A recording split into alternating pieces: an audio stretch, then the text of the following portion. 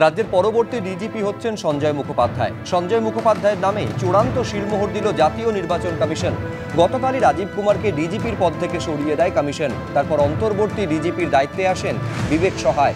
কমিশনের নির্দেশ অনুযায়ী 3 IPS এর নাম পাঠায় রাজ্য সরকার।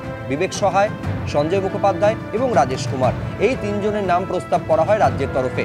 অবশেষে ডিজিপি পদে সঞ্জয় মুখোপাধ্যায়ের নাম চূড়ান্ত করল নির্বাচন কমিশন। 1989 ব্যাচের IPS সঞ্জয় মুখোপাধ্যায় বর্তমানে দমকলের ডিজির দায়িত্বে রয়েছেন। আজ বিকেল 5টার মধ্যে সঞ্জয় মুখোপাধ্যায়কে ডিজিপির দায়িত্ব নিতে নির্দেশ।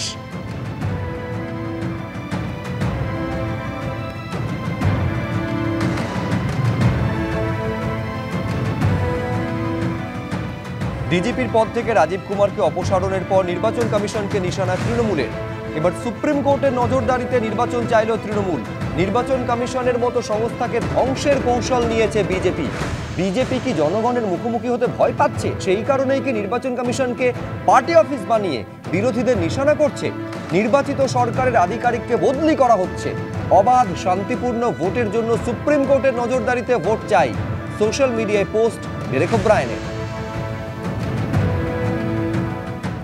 মতো আপনি বলুন, আমরা পদক্ষেপ চিঠি দিয়েছি নরেন্দ্র মোদী মহোদয়, তিনি এর আগেও নির্বাচন কমিশনের রীতিনীতি ভেঙেছেন, সেটা আমরা দেখেছি। এইবারও নির্বাচন কমিশনের দিন ঘোষণার পরেও সরকারি ফোন নাম্বার থেকে হোয়াটসঅ্যাপ করে তিনি তার প্রচার মেসেজ করছেন। তিনি সরকারি এয়ারক্রাফটে করে প্রচার করে বেড়াচ্ছেন। এবং আমরা দেখলাম রাজীব কুমার, আমাদের বাংলার ডিজি, যা 3 বছর হয়নি, তা সত্ত্বেও বিজেপিকে খুশি করার জন্য তাকে সরিয়ে দেওয়া হলো। সুতরাং প্রথম দিন থেকে মর্নিং শোজ দ্য ডে, এই ইলেকশন কমিশন প্রথম দিন থেকে বুঝিয়ে দিচ্ছে যে তারা বিজেপির পরিচালনায় চলবে, তারা বিজেপির অঙ্গুলি হেলনে নির্বাচনটাকে পরিচালিত করবে, যেটা ভারতবর্ষের গণতন্ত্রের জন্য একটা ভয়ঙ্কর পরিণতি তার হতে চলেছে। তাই আমরা চাই যে সুপ্রিম কোর্টের মনিটরিংয়ে নির্বাচন হোক। डेरेक ओब्रायन और TMC के जो लीडर्स है वो आप कॉन्स्टिट्यूशन को नया बनाएंगे। हम एक काम करते हैं, ममता बनर्जी को ही नया कॉन्स्टिट्यूशन लिखने के लिए दे देते हैं। उनके मर्जी से जो लिखेंगे वही होगा।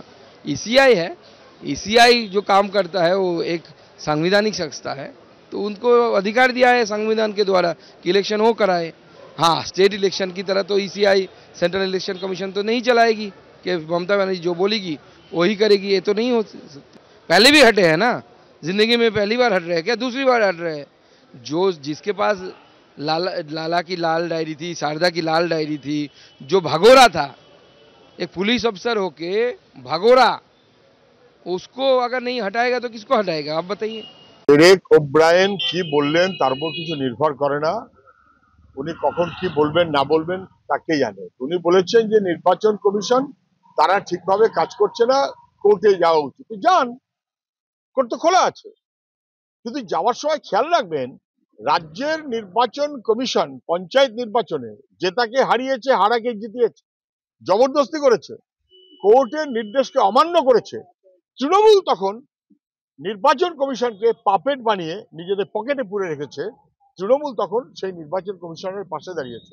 এটা যেন খেয়াল রাখেন, ভারতবর্ষের এই নির্বাচনে প্রত্যেকটি মানুষ যেন স্বাধীনভাবে ভোট দিতে পারে, এটা গ্যারান্টি করা নির্বাচন কমিশনের কাজ। আমরা সেটাই চাইবো। তা তৃণমূলের অপছন্দ হতে পারে।